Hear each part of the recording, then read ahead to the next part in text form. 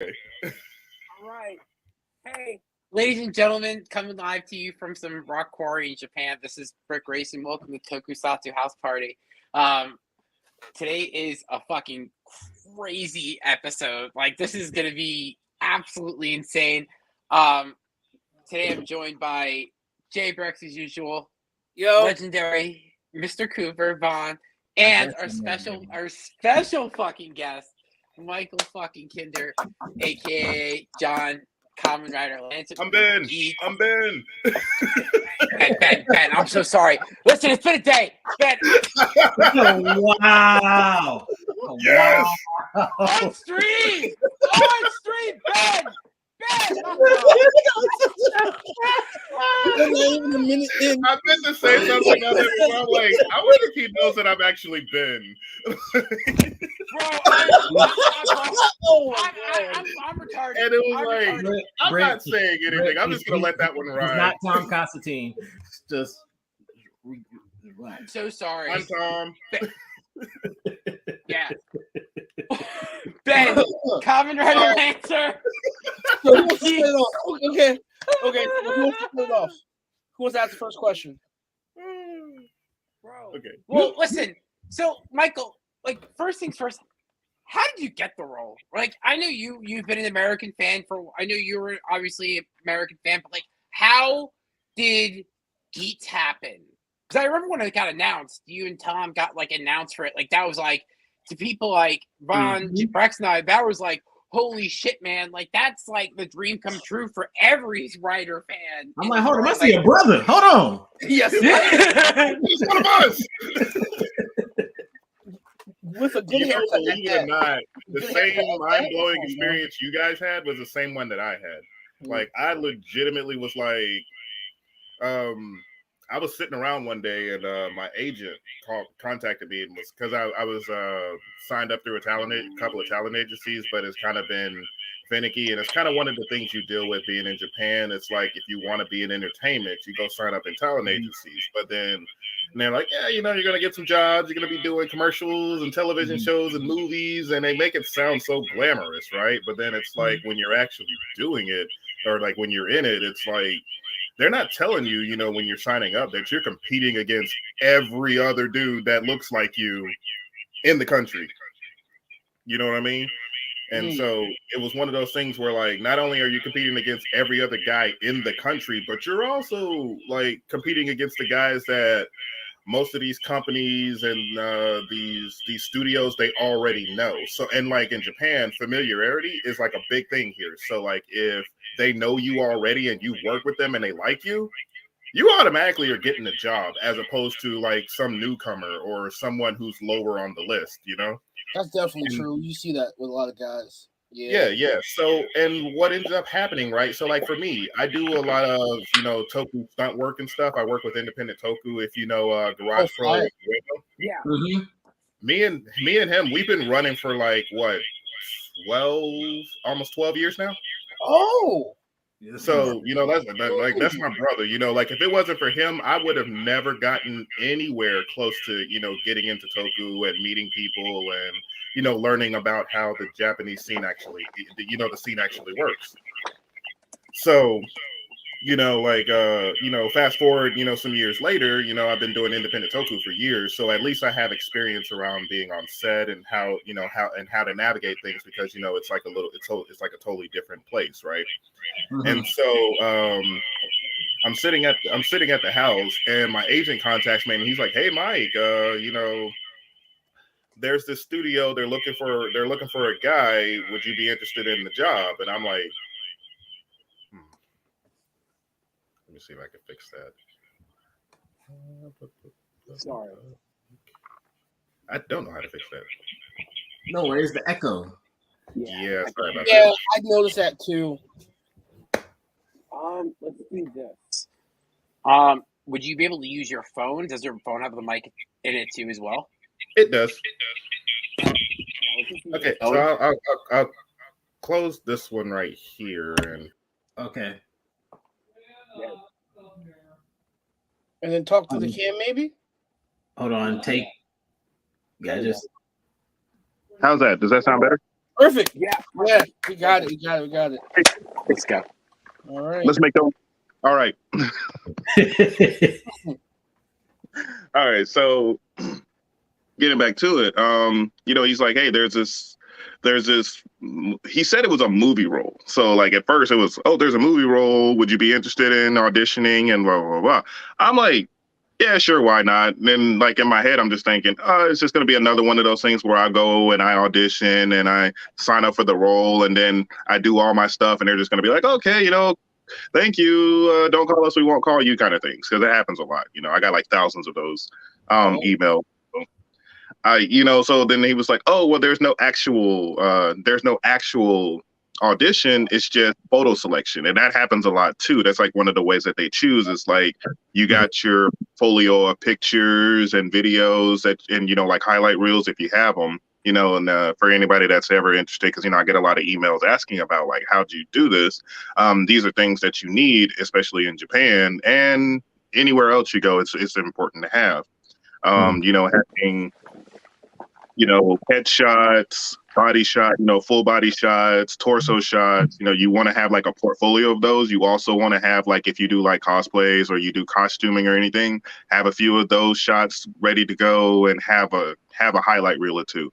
Because, if it's a role and there might be some action in it or something, you get a bigger step in the door. You get a bigger foot, or because then people are looking at that and they say, oh, this guy actually knows how to move, or this guy knows how to do this. Next year.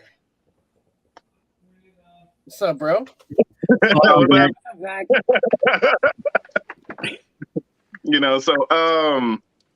So I pretty much, he was like, okay, so he already had my pictures. So he just submitted those and they're like, okay. And there's like, hey, do you do action? Because I remember you said, because, you saying to me, he's like, I remember you said you do action and you do like martial arts and stuff like that. So would you be willing to, send me some videos or stuff? And I'm like, oh yeah, hold on. Give me like 1 second. I like walk off and it's like a little blank silence and then it's like video. I'm like, oh, I have more. Blah, blah, blah, blah, So then he was like, okay, I'm going to submit these. And then like, he's like, okay, I'll get back to you. I'll let you know. And then maybe about either later that night or like the next morning, he pretty much contacts me. He's like, oh yeah, you got the job. And I'm like, oh, okay, cool. What is it? Because I don't know. So I'm just like, oh, okay, what is it? And he's like, oh, it's Kamen Rider. I'm like, okay. Oh. Like, because I would never expect it. What's up, sir? What's going on, one man Sentai? What's good? But sorry, Mike, continue. How about that? Sir. Yeah. Good, man. You're good. Hey, you gotta address your fan base, man. That's important. Exactly. Man, they're here for you, bro. Yeah. Yeah. I am just a fly on a wall. You are here. Yeah. And so like, so I'm like, oh, Kamen Rider. Okay, cool. So the thing was, he didn't even have the details completely of like what was happening. It was kind of like, oh, it's Kamen Rider. So I was like, oh, okay. So then it's like, oh, it's Shin Kamen Rider. I'm like, the movie? Like the one, the main Kamen Rider, like he's doing it now, and it's like, yeah. I'm like, oh, that's cool. I get to be I get a cameo spot in the movie. Like that's cool. Okay, I'm ready. And then so I'm like, we're getting closer and closer, and it's like now we're talking about scheduling, so we're getting closer and closer to like our first shooting date. And then he goes back and he's like, oh yeah, get ready, you're gonna be in this thing and this and the other. So I'm thinking this is just a one-off. I'm gonna go in and shoot this scene or whatever case they had me do, because I had like a small line, like So I'm thinking, okay, I'm just gonna go here, shoot this line, and then it's over. I had my experience. I've been a Kamen Rider. Yes. Get on set and they're like, yeah, so we're gonna shoot this scene, blah blah blah blah, and then okay, so the next shooting is going to be so and so. I'm like, hold up, what do you mean next shooting? You know what I mean? Because like I'm thinking one time thing, and I'm like, wait, what do you mean next shooting? What's going on? And they're like, yeah, this is a show. This isn't a movie. And I'm like, so then it's like I just blank out and it's just like beep, beep, beep, beep, beep, beep, beep. Like all the dots are connected. I'm like, oh, I'm on a TV show. So then it hits me and I'm like, oh snap, oh shit, I'm holding in this Kamen Rider series. Then it's like, my head exploded and the rest is history. So was pretty cool. You know, it's like a harrowing experience, but it's like super cool because it was mind blowing that I didn't even know what I was even getting casted on in the first place. It just kind of happened as I went along. Cool. That's So one really question cool. we are getting is apparently your henshin sequence, man. Did you do that yourself, or was that someone asked? Yeah, so They let you ad lib it. You secret, can but Tom like ad lib it. with our own henshin, we come up with our own henshin dances pretty much. Fire. Fire. That's So fair. So he's cooked that up. One of the things I do, like I'm an entertainer, and you know, so I don't just do acting and stunts, things like that, but I'm also a professional dancer here in Japan. I mean, I've done it in the States. I started in the States. I've done it here in Japan. I've done it in Singapore. I've done it in Malaysia. I've done it in the Philippines, a couple of other places as well. Oh, cool. But mainly, my experience has been bigger here than it has been in. Oh, And so, are you like? Well, don't answer this question, but answer it. I know it sounds crazy. So are you like well known with like a lot of like the smaller dance crews, like in Tokyo and stuff like that? Because I have a couple homegirls that do dance in Tokyo at like a lot of spots, and also like in Okinawa, and you might know Got brought in Atlanta. Brex knows Yeah, everybody. but there is a couple of spots that where you can go through and they treat it like a strip club, but that's it for now. But well, that's it for now. I see you Talking stop, about man. name some time back. Like at one time, I did have a name with like my crew, but then that was like I've only really been with two crews since I've been in Japan. Mainly, I've just kind of been solo or dancing with like one friend or something. But mainly, you know, like just kind of been on my own. But like it was what no, I had three groups because I had one. I used to be in the Navy, so I don't know if y'all knew that, but I was former military. That's what brought me to Japan in the first place. I got stationed. It happens. That's I made happens for a lot of people. Yeah. It was just kind of like, oh yeah, you're getting stationed in Japan. I'm like, all right, cool. Okay, I've been here 2 years. I'm just gonna stay here because I don't feel like going back to the States and like restart again. What happens, though. Yeah. It kind of it's a really random thing, but you know, it's just like, okay, I'll just stay here. Cousins, they did the same thing, bro, and they're married, have kids now, all that stuff. Also, Speed the last question is, how did you get into performing? So I guess you said you started dancing, but like, was there anything else that really like shy you into doing that? Well, first it was dancing because like I got stationed. Like I said, I got stationed here, and that was when I arrived in Japan. It was like May 30th or May 31st, 2011. So that's when that's when I literally walked off the plane in Japan, and so that was a Thursday. That was a Thursday afternoon when I got off the plane here. And so, you know, I go and do my check-in and, you know, everything's done. That Saturday, I was like on the first train out to Tokyo. I like got on the train and went to Akihabara pretty much. And so I'm there. And then this is back when, you know, 360 was like still like the, you know, the premier console. Mm-hmm. Well, Dance Central had just gotten released in Japan at the time on the Connect. Game fire. I don't care what nobody says, like best dance game ever. Yes, sir.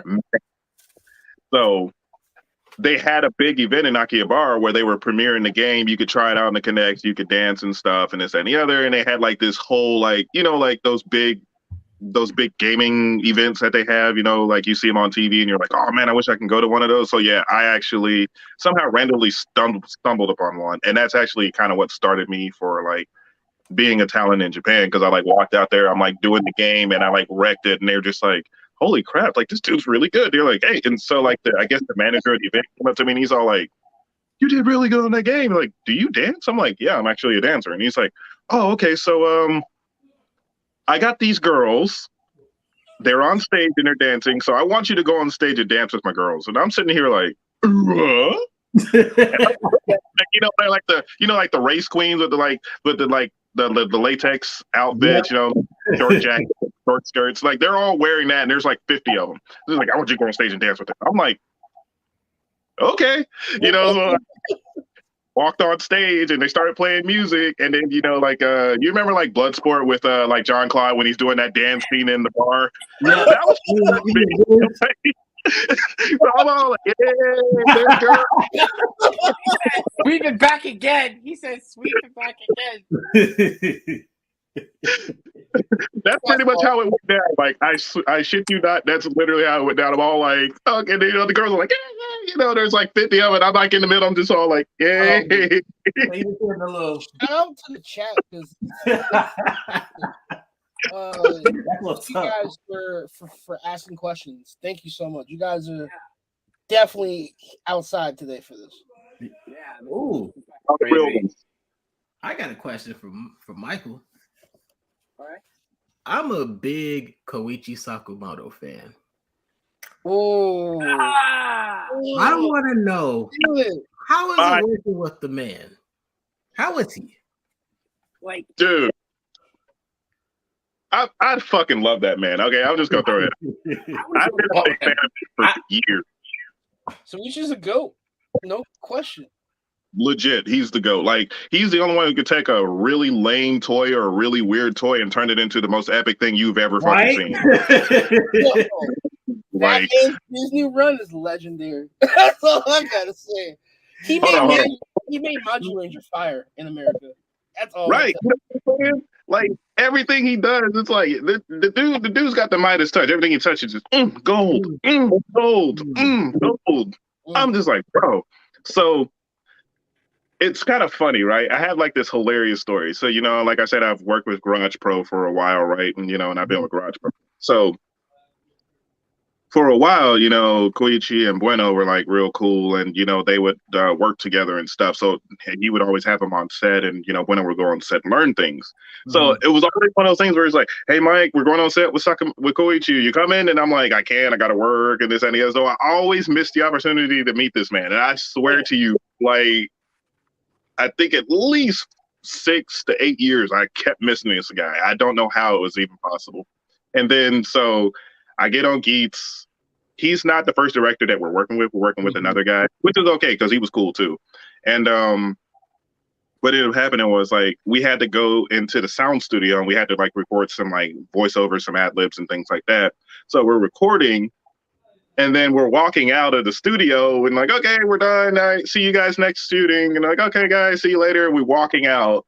And I'm not looking, but Sakamoto is walking in the hallway. We're like walking this way. He's walking that way. Tom stops and starts talking to him. I'm just like, well, I'm the new guy here. Tom, he's like a regular here. So, it's okay for him. I don't want to cause any problems. So I walked outside and I was standing outside waiting for Tom. And then Tom comes out and he's like, that was Koichi. Did you say anything? And I was like, damn.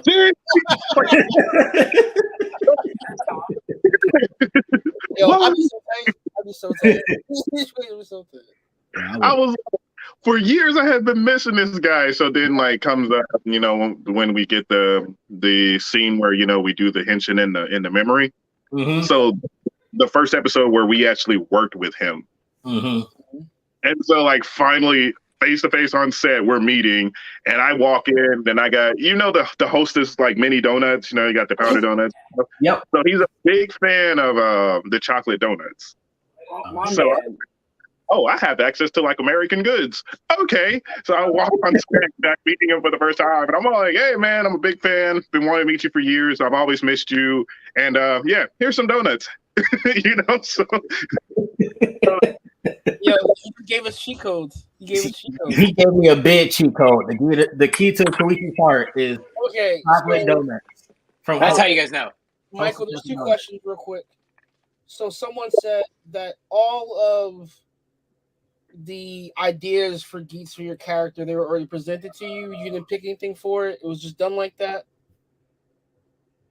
As far as like core metal, stuff like that. Not core metal, but the core, yeah. That was just presented to you in the script, right? Well, as far as the ID core goes, I didn't have a say in that. That was kind of a thing that they decided on. The only thing me and Tom talked about were like, Okay, so we were looking at the ID cords. It was like, okay, which one do you want? Which one do I want? That's so cool. It was like the funniest thing. So I'm like, you know that white one looks cool as shit, but so does that black one. Like, yo. So then we just like, okay, you get this one, I'll get that one, and then we like, threw it at Koichi. And we're like, hey, this one okay, and this one okay, and he's like, yeah, if that's what you guys want to do, like, go for it. And we're like, all right, cool. And it's like, wait a minute, I got the black one. Damn it.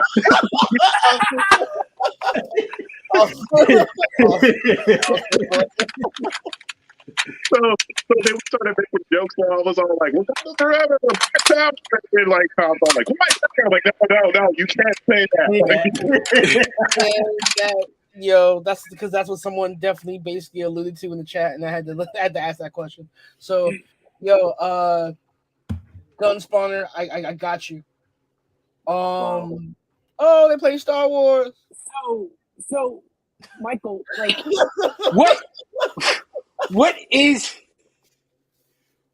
what's your favorite like Kamen Rider series? Like, we see so much geeks. Like, what's your favorite Kamen Rider series? Like, what's your favorite like that got you into the series? Or I have a few for different reasons. Okay, let's hear them all. Let's go. Okay, so Kamen Rider Black and Black RX are my two favorites because that's where I started when I started watching Toku. When I was a kid, you know what I'm saying? I'm like, I'll be 36 this year, so I'm up there. But I started with Black and Black RX, and they were just like, yo, this shit is epic. I'm like, yo, there's a dude who looks like a bug, and he's punching people in the face, and they're exploding, and he's kicking people in the face, and they're exploding. I'm like, dude, this is like the coolest shit. Like, I need to watch more, and then like, Gridman. Got the DVD there? Yes, sir.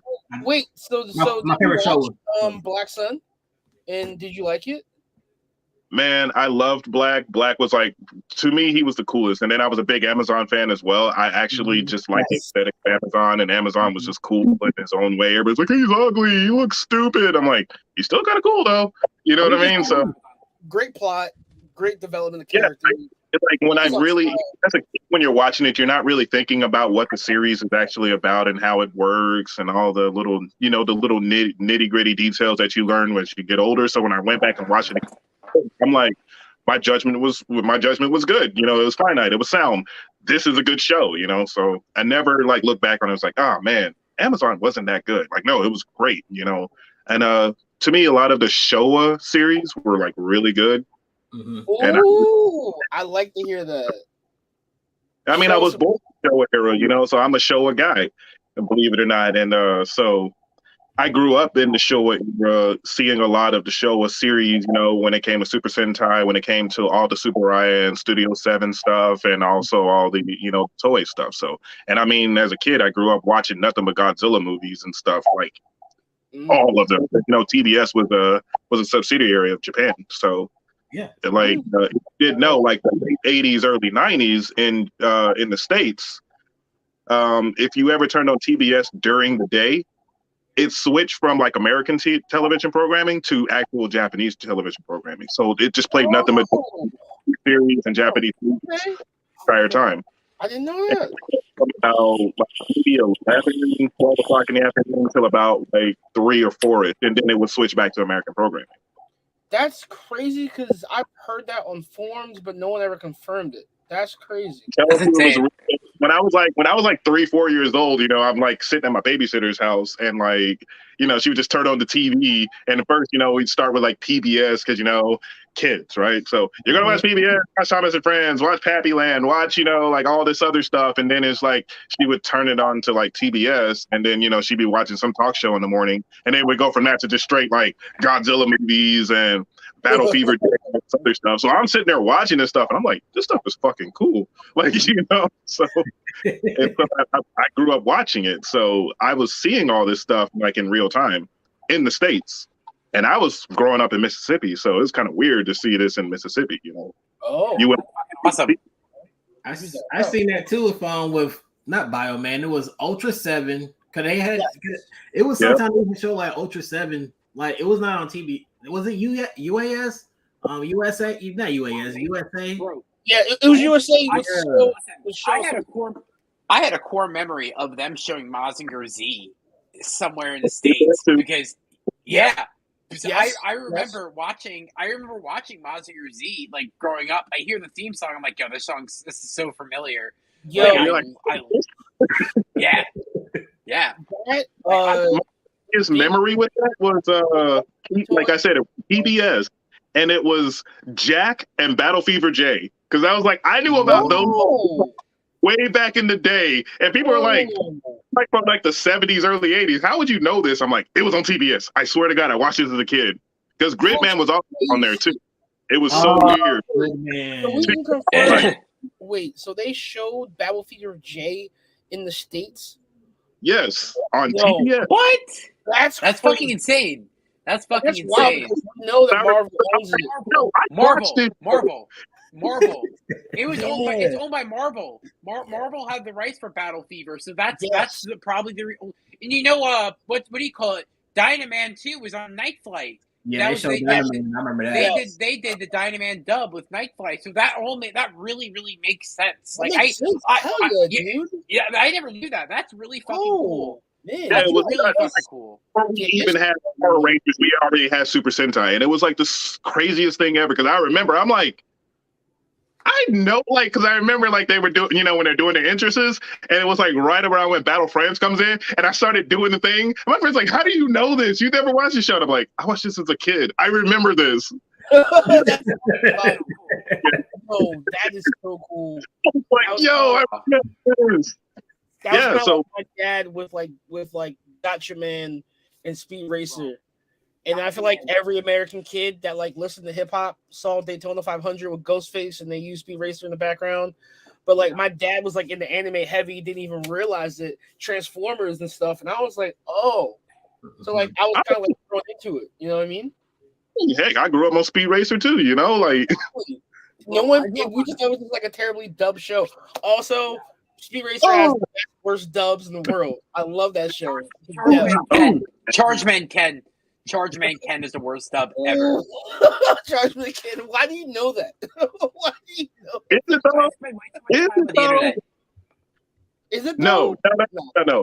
Chargeman Ken is not the worst dub. It's 2004 Devilman. Nope. What is it? Ghost Stories or whatever. Ghost Story is the best dub. Yes, Ghost Story is the best dub. That's what makes it fun. It's the worst, best. Yo, if that was released brand new, it would have gotten canceled because the jokes they say are wild. But that show is hilarious. Yo, gee, that's crazy. And we haven't even wow. We've learned so much, man, in this conversation, bro. I'm still thinking of those stories in that one scene. Think about big black man chasing you out. No. The one she's talking to the guy that's dyslexic and like talks backwards to the whole entire time. Ghost Stories is wild. Ghost Stories is good. That was we didn't deserve Ghost Stories. Like we legitimately did. We did not deserve it.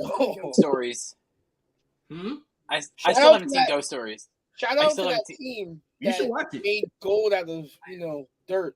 That made diamonds out of dirt. The funniest part was the only reason they dubbed it that way was because literally something happened with the studio with funding or something, and they were pretty much getting shut down. So they were just like, "Well, it's a throwaway. We don't really care. Fuck it. Yep. Say what you want." They got that paycheck and made a classic. That's how you do it. That's how you do it. I remember that I know that with dubs are really funny though. I've seen the Kamen Rider fucking Kabuto dub. That dub is fucking hysterical. Have you seen Michael the Kabuto dub? I have not, but I think I need to. But that dub is actually good though. In Russian, it's you, bro. It is it's crazy. I think I forgot who did it, but it's out there on the internet. If you go on Internet Archives, It was from was it Singapore that did it? Yeah, it was Philippines. It was Philippines. It was Philippines that did it. Shouts out to Philippines, bro. They gave me a full English translation of Super Robot Wars, bro. Like I shouts out Philippines, man. So in the comments, we're trying to steer away from spoilers. Yeah. But I will tell you to go back and watch earlier in the stream, and you'll get some. But we're trying to keep it PC. You know, Toei hates us, bro. We gotta be nice about it. If Toei hates us, yeah, you get fired. We can't let our man lose the job. Don't worry, Toei hates me. Super Riot might hate me now. I'm not sure anymore. We got the Bandai. Just know your face is by Kamen Rider Titties. Don't tell my girlfriend this. Rider booby lady. Don't tell my girlfriend this. Like, oh, how long has that been there? It just popped up. There. It was not there before. I just put it up there. She's our bottle girl. I'm kidding. She's right. She's right. And approves. Oh, so for everybody in the comments asking about the show, we'll maybe ask one more question though. But other than that, though, like we're trying to learn about his history and his lore, but we're not trying to spoil that. You know what I mean? We have not finished his favorite Kamen Rider show. Yeah. Getting back to that. So after Black RX and Amazon, I like Decade only because it was kind of like the first series of its time to kind of do what it did, and it was kind of cool. Of course, because it was an anniversary series, so it was kind of like, okay, we got to do something special, and it was kind of cool. I actually ended up enjoying the aesthetics of Decade. I didn't really care for the show too much itself, but I actually enjoyed that show. I've never heard that. Yeah, so like it looked good. It was visually appealing. Like the story, I was like, it's all right, like it's another superhero show, but like how it looked was kind of cool. So I was like, oh, I actually like that. I like his style. I like his suit. And like I'm a big fan of like rider kicks. So yes. I actually have like ratings of rider kicks, and he's kind of in my top. I think he's in my top 10. So I'm like, okay, hold on. Let's hear that rider kick list. Yeah, it was a top 10 rider kicks. That's a good list. I need to hear that. That's a good one. Number one will always be Kabuto. Okay. Yeah. Facts. They just fall. I don't care that most badass kick of all time is not looking at someone, putting in your power up, immediately turning around, roundhouse kicking someone into the ground, and they just die. Like, bro. So if you kill me that way, I'm going into the afterlife salty as fuck. Like, you know what I'm saying? Like, fuck that.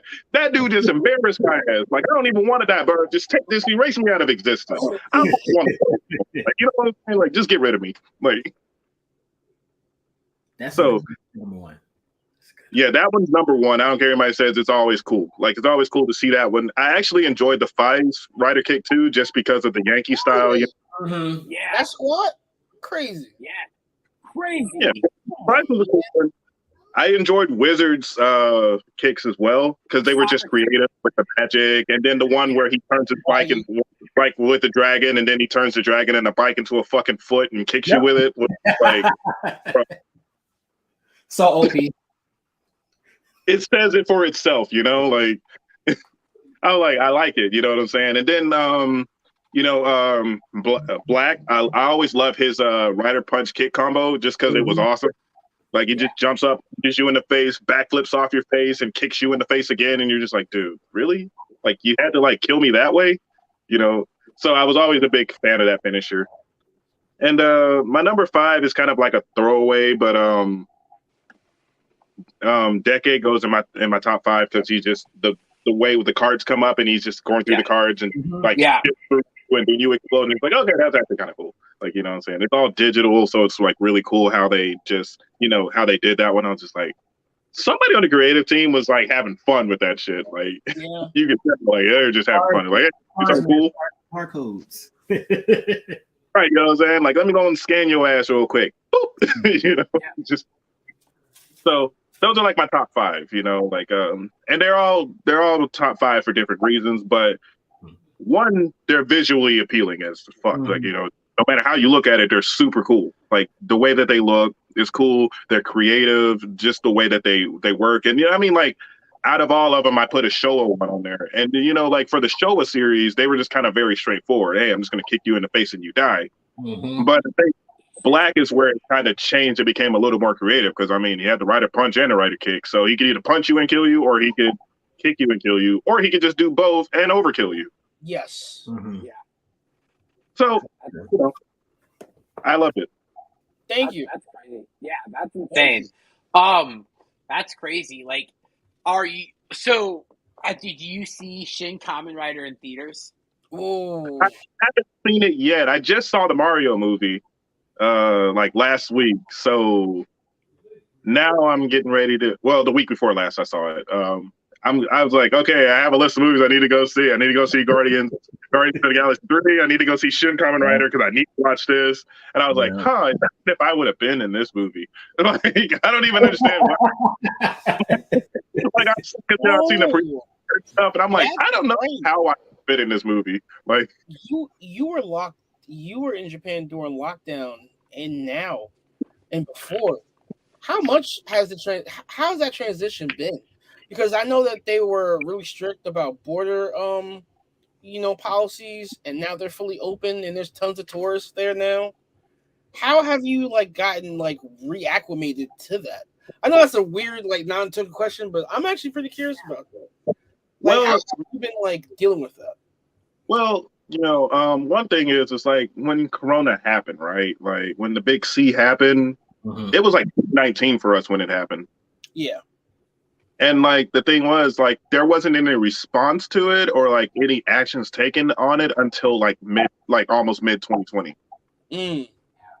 So like by the time like when it happened for us, it was like August, September of like 2019 when it started happening with us. We were like the third country to get it. You know, like China, then it was like Korea, then it was like us because of all the tourism and stuff. So like it happened with us because there was a cruise ship that came from China that was like super highly infected, and like pretty much they had let them come ashore off the cruise. And then when they figured out like, oh, there's a big infection going on, you guys got to get out of here. So what they did was they sent everybody back to the ship and then had them sit out in the Bay of Yokohama for like months. I remember that. I do remember that. From like September to like November, December-ish. And then they flew. And then we're like, okay, well, that was weird, you know. That's when we started hearing about Corona going around, and it's like, oh, okay, you know, I guess what it is. And then, the shutdown and everything happened. But the shutdown here wasn't really a big shutdown as like how it was in other places, because they still went like business as usual or there's any other, but they tried to implement some things where it was like, okay, hey, you got to do the social distancing, which made no sense to me. And then they would be like, okay, department stores and public places would close at like 8 o'clock. So that was another thing. They only closed an hour early. So it was like, that made no sense as well. Public transportation was still public transportation. So it didn't really matter because you're still spreading everything because you're packing people into buses and trains like so. So you'd actually kind of, you weren't productive at all. It was like very counterintuitive, you know, and, they were like, okay, at first, you can't eat out at restaurants and the clubs are shut down. You know, if you go to a restaurant and you want to eat, you can't go in to eat. You have to pretty much take the food to go. So they did that for a while where like they would close at about 7, 8 o'clock, depending on where you were, like what area you were in, but you couldn't eat in the restaurants. And then there was no enforcement of you have to stay home. They were just like, we suggest you stay home. We would like for you to stay home, but you don't have to. Because it's like, for them, they said it was something like an infringement upon like your human right to, like go out and do what you want to do. So they couldn't force you to stay home. They just recommended that you stay home, which nobody fucking listened to. So everybody was out and about, business as usual. And we would just have like all these Corona spikes that kept like going up, like, just kept going crazy because people kept getting infected, and it was like by the thousands every day.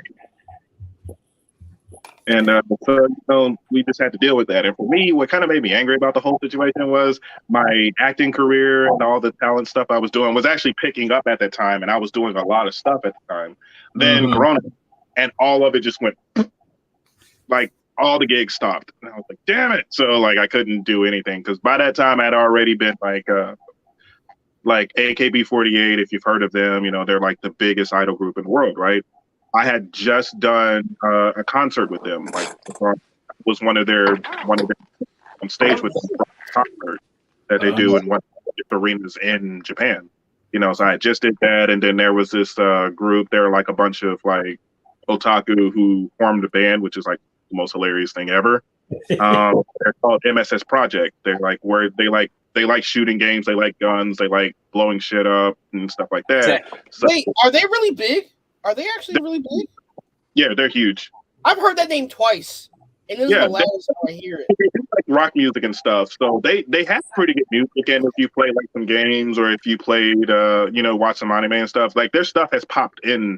Their stuff has been featured in other things. But I do their content too, and we pretty much at their concert we like kick the doors in the arena, all around the arena, dressed up as these like soldiers, and we're running in with guns and stuff, and we're scaring the shit out of the audience while we're running through the arena, and we run down the stairs and we run to the stage and we storm the stage and we have a shootout with them, and then they blow us up with the tank. It was the coolest fucking thing ever. I want to go. My biggest dream right now is to go to Japan. I have a lot of friends who are in the hardcore scene, hardcore music and like heavy music, and I'm dying to go to a hardcore show in Japan because I've seen videos and they all look like they're so much fun. And I've had friends who play overseas too. They're like every time they go, it's so much fun. Like, do you guys like what interests you outside of like stunt work and entertainment? Like, what hobbies do you have? Like, what are your things? Like, who is like, what are your interests outside of like entertainment and stuff like that? I like reading. I love karaoke. I love to sing. That's part of what I do as an entertainer is I sing as well. So sometimes I do shows where I gotta perform and I gotta sing something, or sometimes I get a job where I gotta sing a jingle for a commercial or something, or I gotta be in a band playing music. I'm a musician, so I do that as well. At home, I like to sit around and play video games. So, hey, I got my Xbox over there, got my Switch over there. I got my Steam. I got a Steam Deck. I got all the old Rider games on here. And he's been talking nonstop about it, bro. I'm telling you, but this Steam Deck though, like I'm like, man, I don't care. Bro, it's fun. Like I've been playing. Oh yeah, there you go. Yeah. I've been running the old Rider fighting games, Cho Climax, and like all the dude. Those games are so much fucking fun right now. Like that and the old Godzilla games are crazy. Dude, destroy all monsters back in the day. Oh my god. Mechagodzilla is still a cheat. I don't care what anybody says. Now I have to get a Steam Deck. Now I have to get one. Fun. Yeah, we got the Steam Deck. You got to get a terabyte SD card. Oh, trust me, I will. Because there's a lot of games I want to play. There's the Altered Beast game that never came out in the US but came out in Japan. I need to play. I played that. I think it's fun. Yeah, I always wanted to play it because I saw it on like Game Informer when I was younger, but never showed up here. So that all the old Bat Ride War games, because I miss playing Bat Ride Wars for Kamen Rider, and then man, Beautiful Joe. Just a lot of old childhood stuff, Now that's a classic. Come on, I got a Henshin to go, baby. I need to. I need that feeling again. I need my kick. Yeah, man. Yeah. Like it's kind of crazy, right? Because like for me, one of the things that I like to do also is I like to go to arcades because the arcades here are bomb. Like they have the greatest. Like they have some of the greatest games. Like some of the greatest games I ever played. Like there's a pod game where pretty much it's Gundam. If you like Gundam, I love Gundam, so I'm a big Gundam fan. I'm a Mecha guy. Yes, we got a Gundam fan. So hey, Oh Listen, no, here we go, Gundam. So my buddy Joel, Tomino is king. who helped with the whole design shit. He actually runs True Gump. He actually did True Gunpla over here in the States. So he was like he's really big in the Gundam too. But continue. I just wanted to give a shout out to my graphic designer because he's fucking sick. Shout out to you, man. Live it up. Mechs all day, baby. No. But like there's this game, it's I've been playing it for years. I oh my god. So it's like a pod. Like you go inside, like there's a door you open, like a hatch, you go inside and you sit inside and it's a cockpit. It's a Gundam cockpit. And you play the game riding in a Gundam as if you were actually in a Gundam cockpit. Like there's the two handles, you know, and then there's like your guns and your weapons are on the buttons. So like you push forward, and then like if you push both your sticks forward, you walk forward.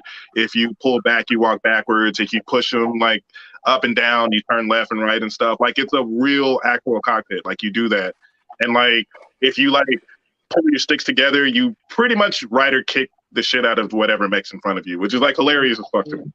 Like it's a whole thing. You get a gun, you get a melee weapon and everything, and it was like the funnest thing ever. I spent so much money playing that game for years.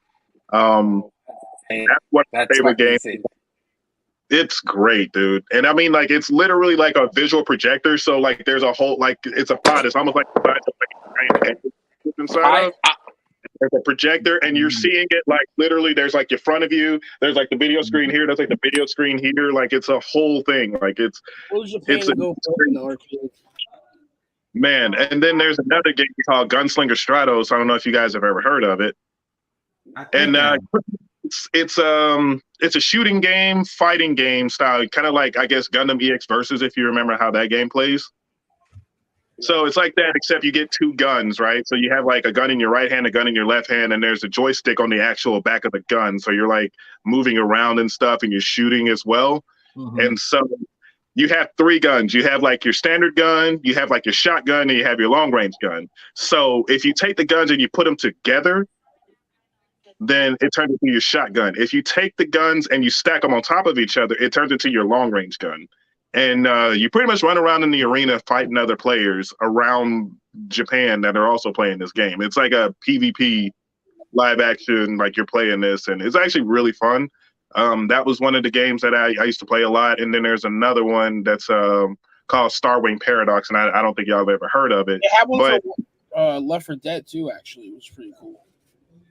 Yeah, they have that. They have a lot of kind of games, but I kind of like games that immerse me into the game instead of it actually being something where I'm just kind of joysticks fighting and stuff. Because I mean, I play Tekken all the time. You know, I'm a big Tekken fan, so I play Tekken and I get my licks in. You know what I'm saying? So that's always gonna be a standard. You know, you ever want to run the ones with me? You can find me online. I will fight you. But Mike, you know the meme, right? Drop your handle. You know the meme, right? If you're black, you know how to play Tekken. Where's Al at? Where's Al? Yo, and you play as Eddie Gordo, so like that's Eddie, my boy. I'm a big Eddie fan, you know, like that's my dude. I hate it they keep nerfing him, but like he's still good if you know what you're doing. You know? Man, but that made me think about the old Gundam games I used to play. I used to play a lot of Gundam Battle Assault too. When I was young. Oh, Battle Assault and Battle Assault 2 were the games. Oh my god, Battle Assault 2 and the soundtrack.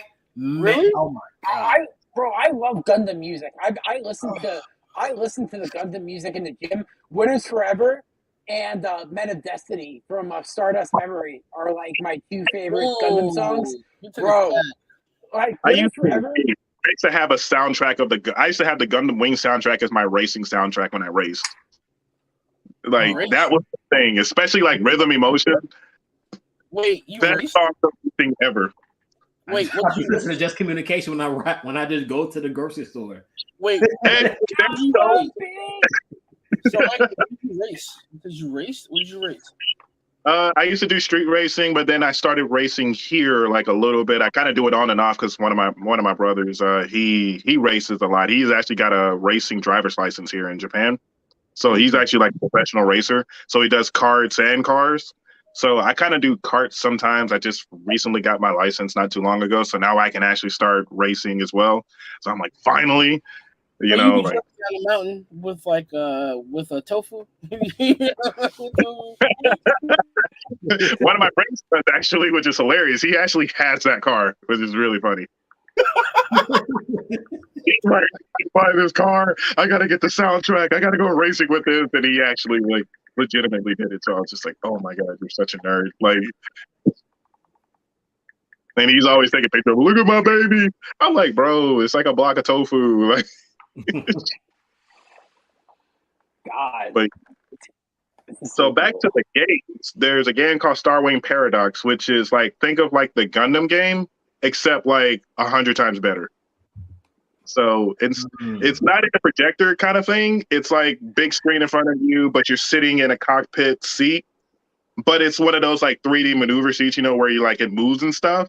So you like when you start the game won't even start unless you plug in your seatbelt. That's like legitimately how like awesome it is, because it's going to be that kind of an experience. So when you choose your mech, you got like three styles of classes to choose from, and like you like flying around, you have like these pedals that like make you fly and stuff, and like bro, like the whole time you're flying around your seat is like whipping around as you're whipping the mech. Like it's the coolest thing ever, and you're fighting other people. It's super fun. It's like my favorite game. It's like bruh, you would have to come to Japan to experience it. It's like that awesome. Boys trip to Japan. Me too. I got my passport. I'm ready. We'll meet up with Michael. We'll hang out in the arcade. Hey, yo, let me know when y'all riding out, man. I will meet you guys. I got a lot of toy stores I need to go to, and I gotta go to Mandarake. I gotta go. My trip. I told myself I'm going to Japan. I'm bringing like 2 suitcases. I told Shawty, I'm talking to. I'm like, listen, if we're going to Japan, I hope you know, like, there's gonna be like 2 suitcases of nothing but children's toys, right? Like, one of my favorite stores was called Mandrake. We would say Mandrake. They call it Mandarake. But pretty much Mandrake is a store that has like a lot of like vintage cartoon anime goods. And one of the floors, because there's like usually like a lot of floors in the building, whenever you're Mandrake, there's at least 5 floors. There's never less than that. And one of the floors is dedicated to nothing but Toku. That's awesome. And like literally when I was cosplaying and doing all my cosplays for like Super Sentai and everything, I would buy the henshin or the changing devices at Mandarake. Like I would have to pay a pretty penny for them sometimes, but they have everyone you can think of. And I'm talking about back to like early days of like Super Sentai, when you're talking about like Sun Vulcan, like, you know, yeah, they do. Man or anything like that. They have changed all the way back there. But they run you about $100, like $80 to $100, depending on which one you buy. I mean, let's be honest. I mean, like that's like decent pricing for like vintage stuff, though. Like here in America, like 80 to 100, I would pay that, and that's as much money I would expect that to be. Like over here, we don't have like in where I am, at least in like Florida, like northern Florida, we don't have a dedicated place for that. But if you go to New York City, obviously they're gonna have but we have vintage toy stores down here. I got one of the coolest pulls I got was a Masked Rider elf from like for the American show, but it's like the Black RX. It's the Black RX. Bro, I have it. It's fucking crazy. Like I love going toy hunting. Like that's like always been kind of just something I've always wanted to do. Like I've always wanted to do like a toy hunting vlog in like New York City and like eventually Japan. Like that's like a really like that's such a cool thing though, being able to go over and see like, oh shit, this is like so normalized, and over here this is like such a niche genre. This is like, and you go over there and it's like overload. It's kind of weird, right? Because it's not really like it's just for everybody. It's more like it's a market for kids. Yeah. But when it comes to like more of the vintage Toku stuff, it's more for us than it is for the kids, because the kids are not going to really know about it for the most part, but we do, and that's what makes it so cool, because it's kind of one of those things where like, and it's not just like you would go to you would go to Mandrake and see it, but there's like, if you go to Akihabara, they have like dedicated stores that sell all kinds of things, and you could see all kinds of things, and every store kind of has its own niche market of things to sell. Another thing I like to do is like airsoft. There's so many airsoft. We have arenas here where you can actually go and shoot each other for fun. There's a guy who They have has, but the store they go in, it looks like you're actually in a legit gun store. Like that's how they have them set up, and it's really awesome. Hey Michael, do you know about the guy that like actually like is sponsored by 7-Eleven and like he like hunts birds and stuff and cooks them up? Whoa, he said Thank you. outlandish shit. What? Yo, me and Five, shout out Five, sent that Five forever. Oh, I know who you're talking about. And like he's sponsored by 7-Eleven, and like he'll like go out and like hunt quail and then like cook them like real time and like make meals out of it. I have access to that because it's so cool. But like it's funny because in Japan they don't have bullets; they use pellets. Well, like okay, so here's the thing. Everybody says like Japan is one of those countries where they don't have guns. They do have guns here. It's just a really strenuous process to go through to get one. Like you have to go through like hell and high water to get a gun here. But people do have guns here. But also the thing is though, like you have, airsoft guns here. You could literally, because in Japan, you can actually mod your guns. Yeah. It gets so bad with the way they buy their guns that like before you go, like if you go to like a tournament or if you go to an arena, they have a clocking device where like you shoot the bullet inside of it and it clocks how fast it goes, and if it goes over a certain velocity, then they take your gun and give it to the police because then it's like deemed a real gun because you can actually get to the point where you can take a plastic BB and pretty much turn it into a real bullet. I mean, listen, we'll say this: extremists are very applicable. If you catch my drift, don't leave it at that. Probably gonna have anyway, about these rider kicks.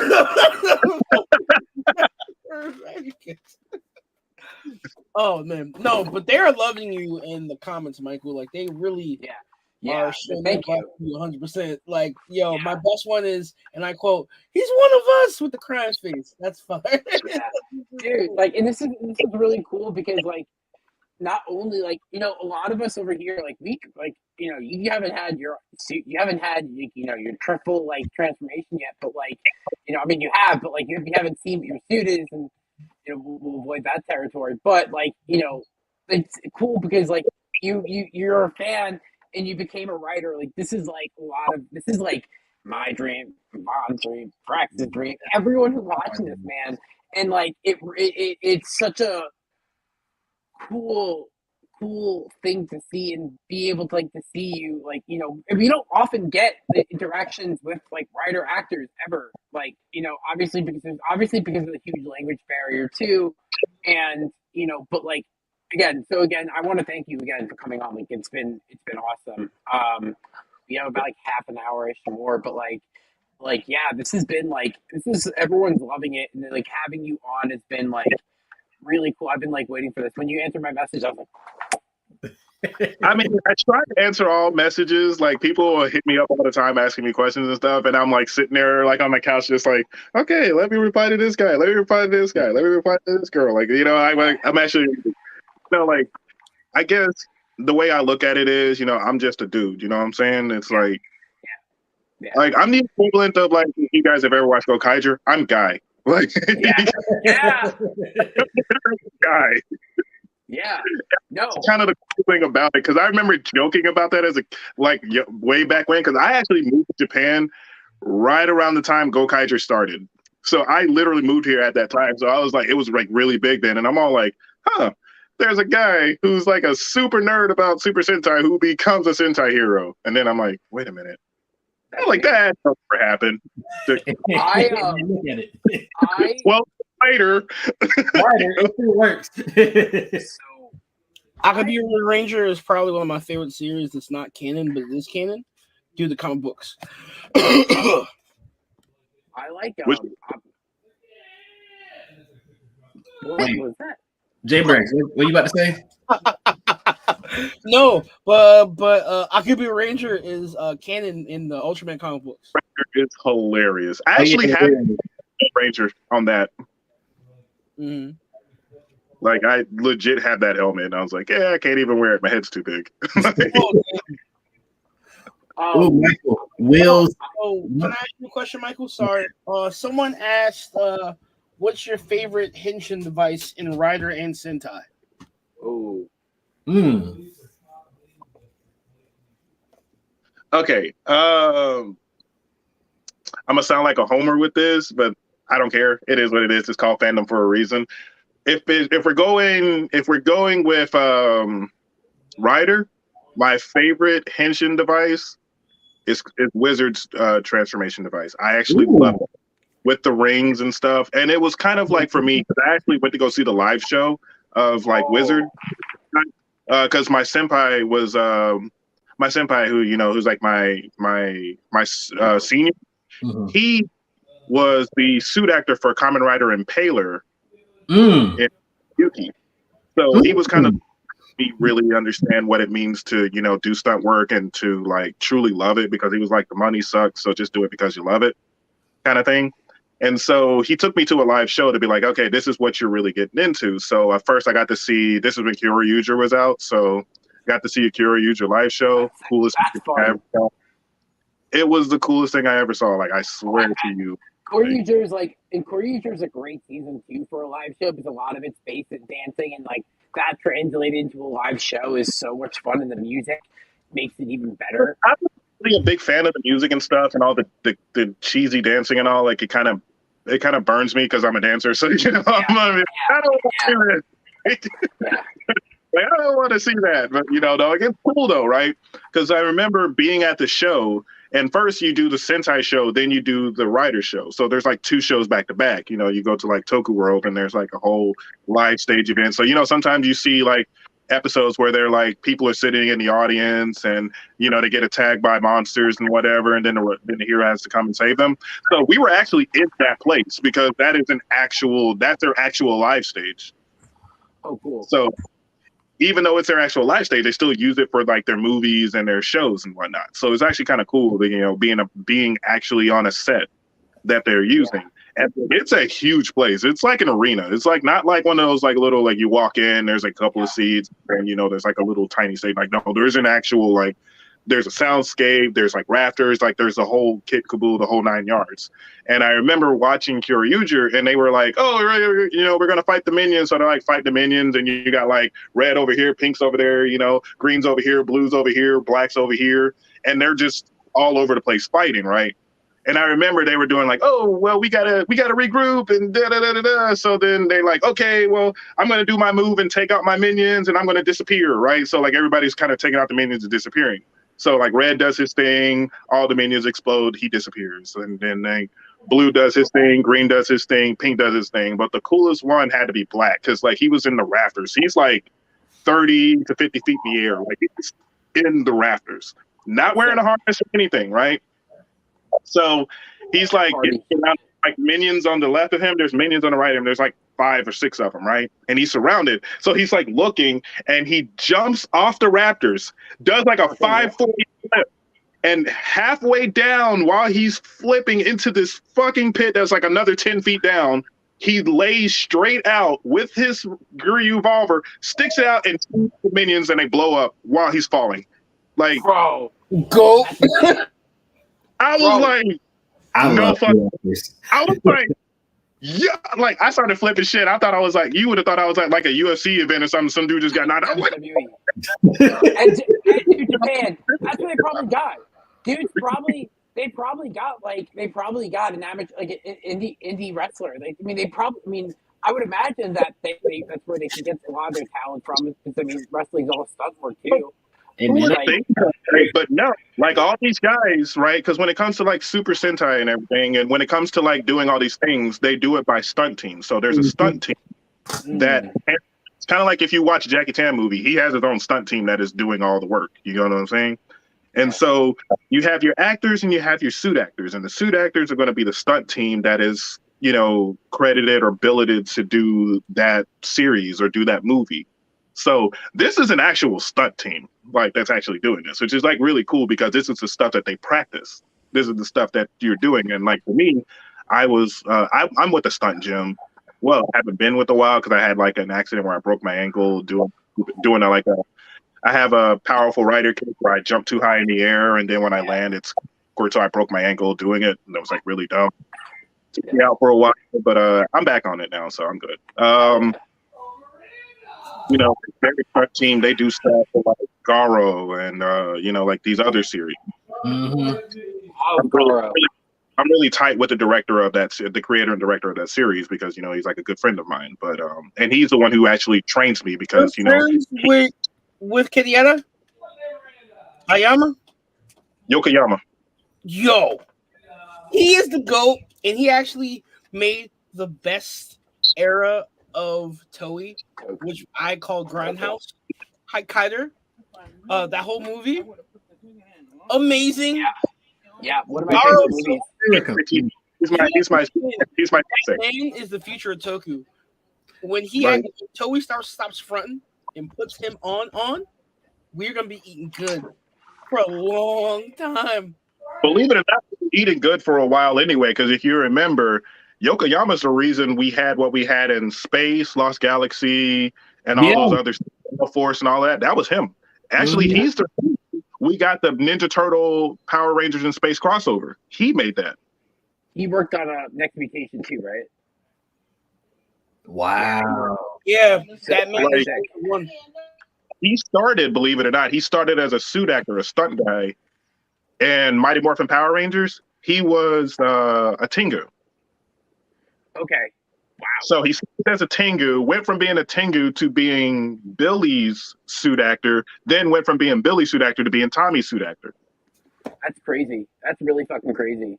He was a suit actor, like Mighty Morphin, he was Blue Ranger, Tengu, Blue Ranger, White Ranger. Then he went from that to Zeo, he was Red.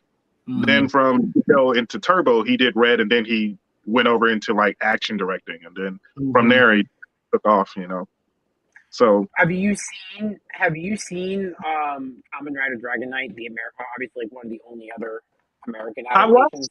it here and there, but by the time Dragon Knight came out, I was already in the military, so I didn't really get time to sit down and watch it because I was already gone. Because I started in the military back in 2005, so I was already.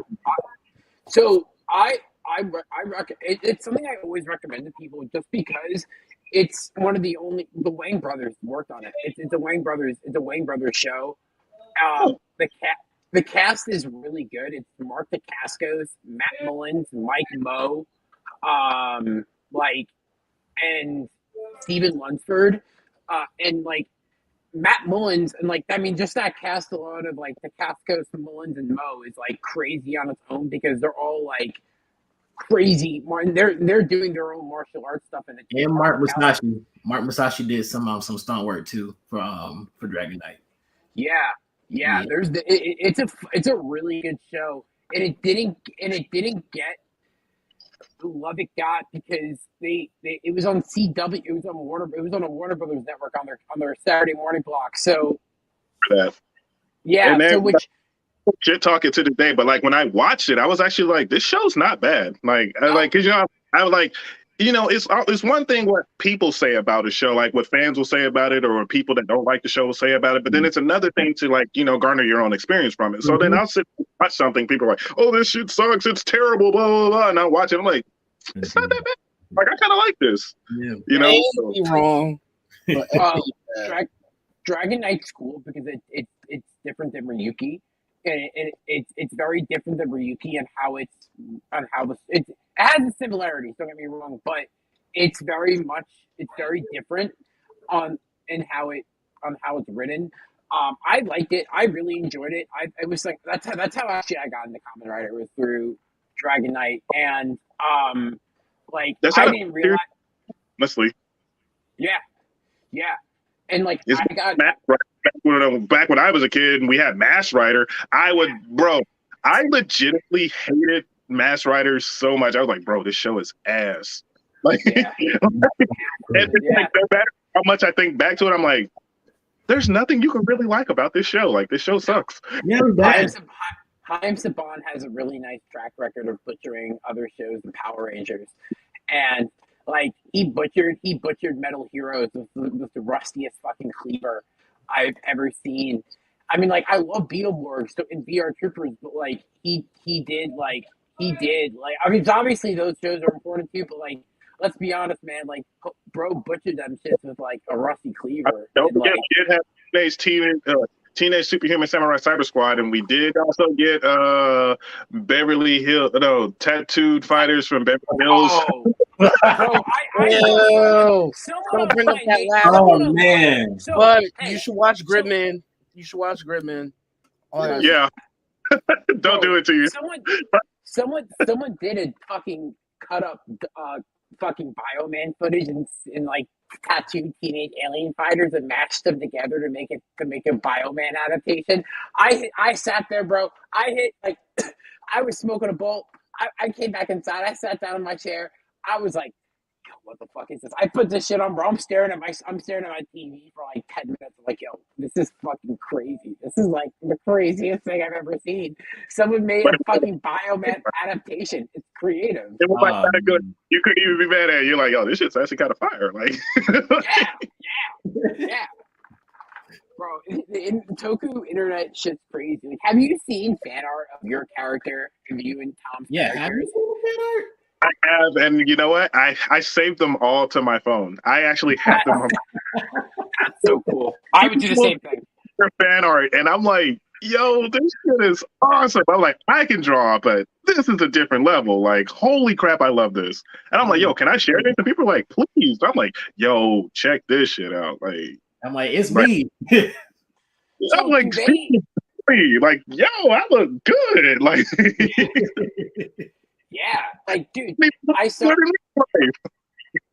that fan art they did of you and Tom's suits. Like that like those are crazy of what the suits could be. And I know we gotta stay away from that, but like, dude, like, oh man, I have so many images, and that's why our fan art's so cool because like, obviously you can't say to us whether or not you know what suits look like, whether or not you guys are gonna get them or not, but but like fan art's so cool because that gives us as fans the image of what there's so many interpretations of what it can be. Mhm. I've seen someone do like the Black Panther Lantern mashup. I thought that was fucking tight. I forgot where I saw that. I need to see that. That sounds really awesome. All I know is that the ID core set 2 need to come with both you and Tom's ID cores. It needs to come. It needs to come. If we ever get an ID core set 2. But if we don't, there are online, you can get them. See, Some guy right? on Etsy is making them. Like, the one thing I tell a lot of fans, because they're like, oh man, you didn't get a suit, or you didn't do this, or you didn't do that. And I'm just like, look, man, I don't control what goes on, with the script writing and stuff. I'm like, if you got anything, just contact Toei. Just be like, hey, Toei. Don't give them the ideas. Don't give them the ideas. because we got in trouble. We got in trouble in 2019 because of that. So don't. Yeah. Let's not talk to Toei. You gotta think about it. This is a show that is like based off literal social media. Yeah. Mm-hmm. You guys control what really goes down. You know what I'm saying? Like it's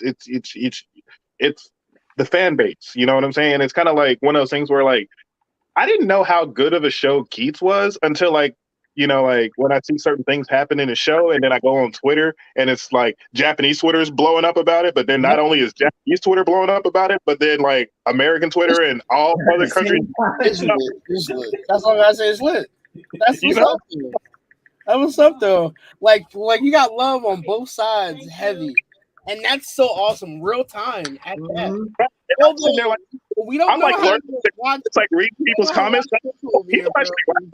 We can't do that. But Yeah. you'll get us something thing all the time. But I don't have access to it. Listen, you guys will get your summer films. Y'all are gonna get your V Cinema film. I mean, like, y'all get your V Cinema, and we'll see it eventually. We just gotta be patient, and that's okay. And I'd be completely okay with it. Like, I see a vision, and that's all I'll say. Like, I see it. Like, it's dude. I'm so excited. Like, I'm so excited to see. It's been a really good series so far, and I know we've kind of been straying off the topic of Geats. I know we're coming towards the end of the stream, so I figured we kind of talk about it. Have you watched? Are you watching week to week? Are you like? Do you watch the episodes? Yeah, I do actually. I actually do watch them, and it's like, Oh, like, because the first thing that came to my mind when I first started watching it, and then as I keep watching, is like, this kind of reminds me of Ryuki, but like, Ooh, yeah. Mhm. it's like a rehash of Ryuki, but in a good way, like not in a bad way. You're like, oh, you're just copying this and it sucks. You know, Yo, actually, I said Gaim, but I'm glad you said Ryuki. I said Gaim for a while, but Ryuki definitely has that energy. see the Gaim aspect of it, but I do see the Ryuki aspect of it because you get it right. Like they're fighting each other. It's not like they're fighting each other, but they're literally taking each other out. Everybody wants to be king. Everybody wants to be number one, and the only way to get there is you got to step on everybody to get there. And I'm like, It's a Royale situation for Yeah, sure. the Desire Royale kicking in, man. So you got Yeah, to. but I say it's like Gaim in terms of characters, just because of how certain people have been getting gassed up lately, and and that's cool. We gotta let that rock. But there's some people that are up right now that should not be up at all in character wise. I mean, hey, I can't call it on that one, but hey, I'm like, oh, this guy, screw that guy. And then, you know, like I'm like, I work on the show, but then at the same time, I'm still a fan who watches it. I'm just like, I don't even like that guy. But He's nice, but I don't like that guy. like, for the past hour and a half, hour and 10, everybody wanted you to spoil the show, and thank you for not doing that. Thank you for being Yeah. real to it. Yeah, we're not trying to listen. Yeah, Thank we're you not for trying to answering the have. questions that you did. And I just want to say, man, this is just me, but thank you for making this stream like amazing. Like this has been one of the ones that we're gonna talk about forever. Yeah, dude. Everybody like, was on their this is- best behavior. Like I Yeah. said some funny stuff though, but beyond that, man, having you is amazing. You're inspiring so many people to Yeah. like, not only try different things, but step out of their comfort zones. And Yeah. us seeing you on Japanese television is really important to us over here. We're rooting for Yeah. you. Every Yeah. time, Yeah, dude. bro, Every 100%. time. Yeah, and tell Every at the time time, too. bro, like dude, we love it, and I want you to blush over this because you made us so happy just being a part of this series. dude, you made know, us fucking proud. thank you for like getting to that point to where we can say, "Yo, there's a black guy in Kamen Rider this week." That's Bro, not like a terrible. That's not like a terrible like plot device, but he's actually That's like the third or fourth black guy on Kamen Rider. That's the funny part. yeah, but you don't want to actually like, have resonance to it. You know what I'm saying? Yeah. Yeah. Like honestly, like when we saw you on screen, like it's very like it was like very monumental just to see like somebody that looks like you just being on the show that you've been watching for like years, and you're like, dang, like, and he has and you have like a good long role, and you wore a desire driver, became a Kamen Rider, and I'm like, dang, this is like the dream for like all of us kids kids in the inside that have been watching the show for long, been dreaming about this for so long, and just being able to live that by you and just living that dream because of you. And that's just important. Like it's very important. Like it's just some great moments just seeing that happen. And I just want to thank you for that because dang, man. Hey man, you said the same exact thing about Star Trek when I was younger. That's speaking of Star Trek, Wheels just as talk about D Space Nine. About the go Wheels. My guy, I love Wheels. Wheels is a cool ass dude, man. I love that dude. He's funny as shit. You gotta have a conversation with him, talk with him, man. He's a great guy.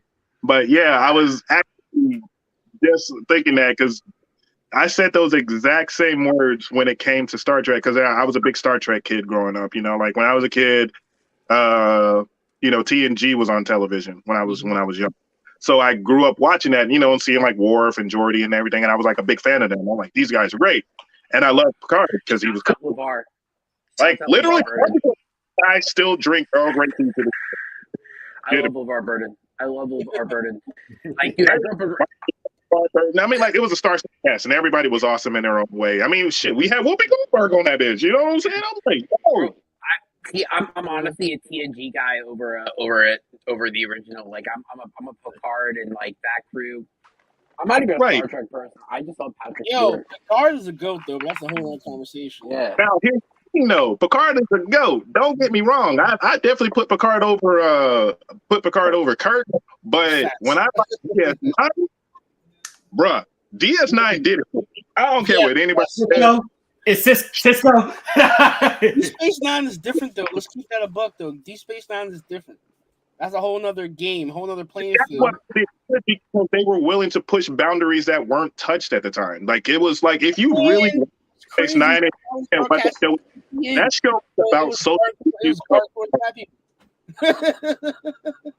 Like it was a religious show. It was a show about social constructs. It was a show about stereotypes. It was a show about acceptance of others who were not like you. So what you would call racial issues or systemic issues, like it had everything. But the thing was, it didn't make it where it was preachy in your face about it. It wasn't like well, racism is wrong. You should never be racist to other people. It was more like, I don't like you because you're different. That's racist. Yeah, you're right. But I still don't fucking like you. Yeah, you ain't gotta like me, but you still gotta work for me. That's fair. You know what I mean? Like, I like that. I was like, yo, and then like being like Captain Cisco was like my role model growing up. You know what I mean? Big fucking Cisco is the man. Only dude to ever punch Q for one. Nobody's ever done that, so that's one. Literally single-handedly ended the Dominion War. That is true. Best fucking ships of all time, the Defiant. Yes. I love the Defiant. I love the Defiant class ship. How are you doing? Thank you for coming. Yeah, dude, Rachel go. Liz, thank you for confidence.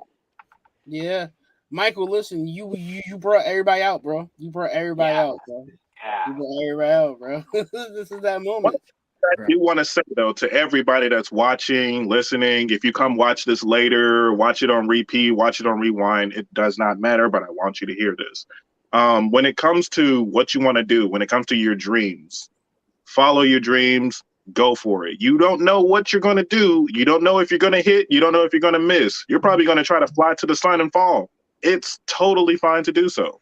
I can tell you the many times that I failed, you know, like in the stuff that I've done. Like, I mean, like I said, I have a Gmail full of emails. Sorry, you didn't get the role. Maybe better luck next time. Better luck next time. Better luck. I have thousands of them over the last 12 years. And you know what? That's okay. Because at first it was harrowing. It was like, man, fuck, I didn't get that role. Oh man, I don't know, man. I don't know if I want to keep doing this because I'm not getting anything. You know, like for a while, I legitimately was like not getting any jobs, not getting called for anything. It was just like barren. And then when somebody gave me a chance and it was like, hey, we want you for this role. Are you able to do it? And I was like, yeah. You know, like, I'm there. Like, let's do it. And, you know, I went and I did the best that I could do. I gave them the best show that I could possibly give them. Whether it would be my first or last job, I treated it the same. Hey, I'm about to give you the best experience of your life. You're going to love me. You're going to remember me. You're going to think about me. You know? And I remember sometimes like I've done performances or, you know, stuff that I've done. And then 5-6 years down the road, I'm walking around in a station in Tokyo or something. And somebody stops me and is like, yo, you're that guy that was performing on this, that, and the other. Or you were the guy that danced over here and did this, that, and the other. Yo, can I have your autograph? Can I take a picture with you? I'm like, dude, you remember that? Like, I don't even remember that. Like, you know, like, you know, but it's those things where like, if you do what you do, no matter if it's paying high, if it's paying low, if you're getting paid at all, just do what you do and it will pay for itself. You know what I mean? Like it will work out for itself, you know? And I tell people all the time, cause I get a lot of questions now. Hey, yo, I want to be a comrade. I want to be a Power Ranger. I want to do this. I'm like, go for it. I say, shoot for the stars. You might hit the mountains. That's kind of how I live. That's kind of how I live life. I can shoot for the stars and I'm probably going to miss. That's cool though. I'm gonna hit something though. You know what I mean? Like that's kind of how you have to look at it. Like, even if you like, hey, I want to be a common writer, and you try to be a common writer, and it works out, don't disparage, because I guarantee something will be coming. But you got to be willing to take that step forward and say, hey, I'm going to do this, no matter how good or how bad it goes. You know, as a dancer, I've been many battles where I have won, and many battles where I have lost, and I've lost more than I've won. And you know what?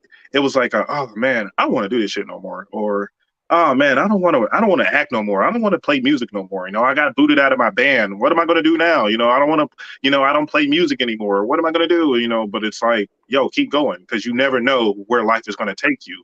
And as long as you give them the respect and the effort, it will pay off. I mean, I've done things where I'm like, okay, I got to go do this job. I walked on set, and then the director is a guy I've worked for before, but years ago, and he still remembers, Mike, oh, yo, you're on this? And I'm like, yeah. Oh, shit. Oh, yeah. Like, oh, shit. Yeah. Like, yo, oh, hey, man. And then he's like telling the whole staff, like, hey, don't worry about it. This guy is good. He's going to get the job done. Let's just do what we got to do. We don't have to go through all the trying to explain everything, try to do this, try to do that. He's just like, no, we're good. This guy knows how to walk around set. This guy knows what he's doing. But, that's like a respect thing, and it's a respect that is earned through the hard work that you put in. You know what I'm saying? And if you show who you are, people are going to listen. Yeah. You don't have to tell them who you are. You just have to show them. Show people who you are, and I guarantee people will notice. And I'm telling you, they may not notice right now, but they will notice eventually who you are, and they're going to remember. So whoever you show them you are the first time, they're going to remember that person. They're not going to remember what you do after the fact. They're going to remember what you showed them at that point. So all you can do, but do it to the best of your ability, and always be yourself. You know what I'm saying? Be you. Yeah. Well, listen. And me being Ben on Kamen Rider is kind of me being myself. Like, I'm just being me. I'm just having fun.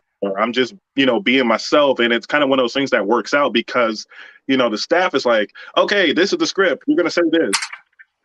That's kind of all we really do. Like, you're going to say this. This is your line. Blah, blah, blah. This is going to happen. You're going to walk in. You're going to do this. And blah, blah, blah. You're done.